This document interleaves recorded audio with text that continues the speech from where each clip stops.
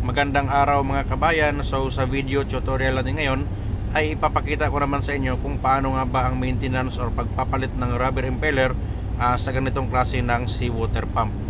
So siya nga pala, yung ating seawater pump ay nakakabit sa ating Korean engine, Daewoo 6411T.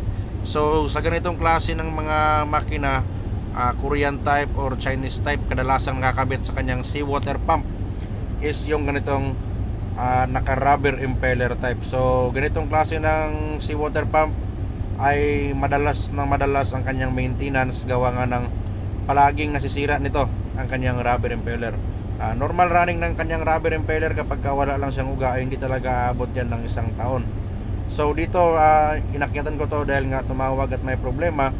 So nakikita nyo naman ang sabi ng mga naunang pro dito ay 4 months pa lang ito, pero kung mapapansin nyo, bungal nga yung kanyang isang ngipin ng kanyang rubber impeller. So dito mga pare ko, makikita nyo na binabaklas siya kasi nga sira na. So pagbaklas pa lang, kita kagad natin dito na may naipit na palang isang ngipin, yung bungal doon sa likod ng ating rubber impeller mismo. So maraming dahilan bakit nasisira ang ating rubber impeller. Unang-una, yung ating misalignment ng ating shafting, galing sa ating timing gear papunta dun sa ating shafting na nakakonekta naman sa ating rubber impeller. So sa ganitong klase, kapag misalignment yan, aalugin yung ating rubber impeller hanggang sa masira siya at mabungal.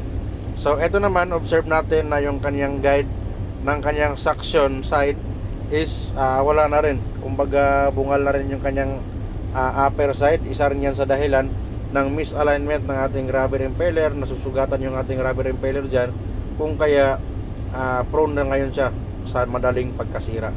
So normally mayroon namang mga replacement yan. Hopefully yung ipapalit nyo is original din, same sa model ng luma. So ayan, mapapansin nyo, observe nyo yung ating guide, yung luma at saka yung bago. Makikita nyo naman dito mga parekoy na halos wasak na yung ngipin ng ating lumang guide. So ito ay made of bronze naman, matagal siyang masira dahil nga naka-bronze siya, designed for seawater adaptation. So ayan, yung lumang rubber impeller, basag siya. So nakaka-apekto din yan sa cooling system ng ating mga makina, mga parekoy. So kapag ganitong klase na cooling system ang ginagamit sa inyong mga generator, mga parekoy, is lagi nyong i-advise kay electrician on board na laging i-check yung alarm system ng ating generator.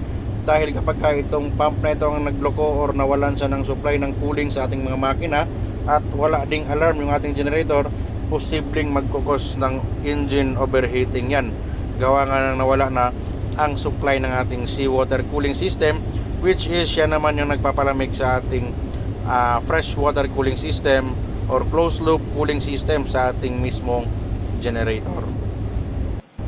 So dito mga pare ko, i-observe nyo yung kanyang guide sa kanyang suction side is nakikita nyong bungal siya. So dahil may bungal siya, so prone niyang masusugatan ngayon yung tip ng ating rubber impeller. So tingnan nyo naman mga pare ko, yung tip ng ating rubber impeller is napakadaming sugat. So once na nagkaroon ng maraming sugat yan, so hindi na siya fully nakakapag-perform ng kanyang suction sa ating suction side ng seawater pump natin. So isa din yan bakit tumihina yung cooling system ng ating mga makina, dahil nga sa guide. So dapat ganito ang itsura niya, makintab pa siya bago, at syempre bago din yung ating rubber impeller. So partner sila niyan, sigurado yan na close talaga ang kanyang pagkakat, kasi nga mamaya mga pare ko iipitin yan. So makikita niyo mamaya kapag bago yung guide, bago yung rubber impeller, is fully nakaka-suction siya ng maayos. So ito naman yung guide or spacer ng ating rubber impeller sa ating mismong case.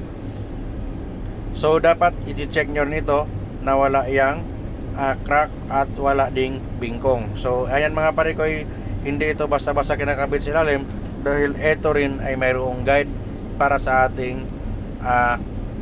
rubber impeller. So ayan, may butas yan yung kanyang spacer, at saka yung ating guide naman ay mayroon yang naka-ausli sa likod niya. So design yan mga parekoy para hindi lumipat ng pwesto or hindi nagagalaw-galaw dito mga parekoy yung ating spacer, at saka hindi rin na nami-misalign yung ating guide sa ating rubber impeller.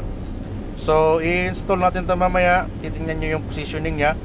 So normally ito naiikot naman yan kasi nga adjustable naman yan mga parekoy para sa ating spacer. So yan yung mismong spacer natin ng ating rubber impeller na hindi siya mismong didikit doon sa ating case ng ating seawater pump.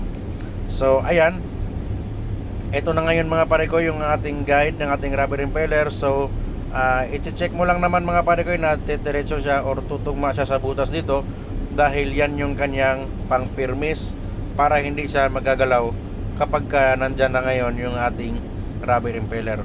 So sa paghigpit nito mga parekoy, huwag nyo masyadong higpitan, gawa nga ng bronze lang yung ating guide. So maaaring ma-lost thread yan. So ang paghigpit nito, alalay lang. So saka nyo na higpitan ulit kapag nag-leak. So ang paghigpit nito ay huwag nyo masyadong gamitan ng mataas na persa. So alalayan nyo lang kasi meron namang gasket yan, which is hindi naman makakapag-cause ng leak. So kapag mag-leak, saka na lang ulit dagdagan yung persa na ginamit niyo. So ito mapapansin nyo, sobrang kintab na, sobrang kinis na, bago yung guide. So syempre ang ikakabit natin mga parekoy, bagong impeller din. Kasi kung magpapalit ka lang ng guide at binalik mo yung rubber impeller, sabihin natin wala siyang bungal, so maapektuhan pa rin mga parekoy yung kanyang arrangement sa ilalim, gawa nga ng may luma at saka may bago. So kapag ganitong type ng ating seawater pump, pag magpapalit ka ng rubber impeller, palitan mo rin yung guide at saka i-cap brush mo or linisan mo rin yung iyong spacer sa iyong rubber impeller. So laging i-check yung ating o-ring sa labas ng casing para hindi mag-leak pagka ibalik yung takip. At dito naman sa ating rubber impeller, so meron yung guide sa kanyang shaft bago mo yan maipasok. So ang paglalagay ng ating rubber impeller, kailangan mong puwersahan yung kabilang side kasi kailangan itong bumaluktot on the way ng ikot or rotation ng ating seawater pump. So dapat hindi baliktad yung pagka-plastar ng ating rubber impeller para hindi siya madidiskaril mamaya or masira yung kanyang rotation. So dito medyo tricky lang kasi sila lang ang pinakabit ko. So may idea naman sila, so syempre magagawa pa rin naman ang kanilang trabaho. So ayan, check nyo palagi yung kanyang guide sa kanyang shafting kasi may dalawang flat surface yan na yun ang nagsisilbing guide nya or lock ng ating rubber impeller doon sa kanyang shaft. So ganyan. So nakita nyo naman kanina pinunasan ng grasa yan. So normal ginagawa yan para ang pagpasok ng rubber impeller is magi-slide na lang yan paloob kapag tumama naman dito yung kanyang guide. So ayan ang nagkabit dito si second engineer saka si third engineer. So tingnan natin kung anong diskarte nila sa pagkakabit dito. So normally ganyan lang din naman ang ginagawa ko. Binibend lang yung side na nasa guide, malapit sa guide kasi talaga namang yan. So to make the story short, tinulungan natin sila. So ganyan ang itsura niya. So dito sa rubber impeller walang lock yan kasi kusa namang nagigrip yan doon sa kanyang shafting mismo. May takip lang yan na rubber doon sa kanyang gitna. So kung paikutin natin yung ating rubber impeller, so ganyan ang itsura niya. Dapat ganyan ang plastar ng ating rubber impeller sa rotation ng ating makina. So yung suction ng ating rubber impeller, yung open na tube sa kabilang side, sa left side. So papasok yung seawater dyan, tapos hihigupin ng bawat ngipin, so which is matutulak naman niya pataas sa kanyang discharge side. So kapag okay na mga parekoy, ay lalagay nyo na dito yung kanyang takip. So check nyo muna kung okay pa yung o-ring sa likod niyan. Yung kinabit kanina dapat walang putol, walang dugtong. So maraming spare na ang barko niyan. So pwede na kayong mag-request or gumawa ng sarili ninyong o-ring kapag naputol yan. Sukatan nyo lang siya sa kanyang diameter at pwede nyong dugtungan ng panibagong o-ring. Gamitan nyo lang ng Loctite na mas matibay compare sa ating ibang banding material. So sa paghihigpit mga parekoy, which is maliit na tornilyo lang naman to, alalayan nyo lang din, tapos paikot yung ating temporary na paghigpit hanggang sa